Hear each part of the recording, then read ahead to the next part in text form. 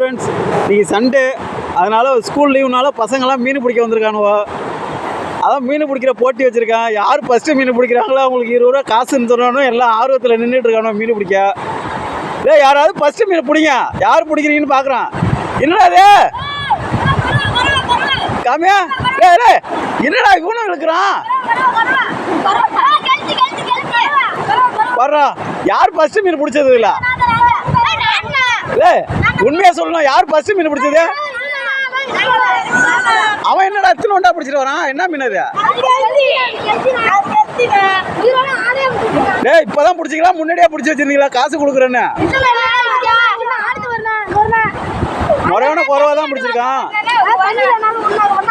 யார் ஃபர்ஸ்ட் மீன் பிடிச்சது? இந்தாங்க காசு, இந்தாங்க இந்தாங்க இந்தாங்க காசு. அவன்கிட்ட கூட காசை காமியா. ஃபர்ஸ்ட் மீன் பிடிச்சதுனால அவனுக்கு 20 ரூபா காசுங்க.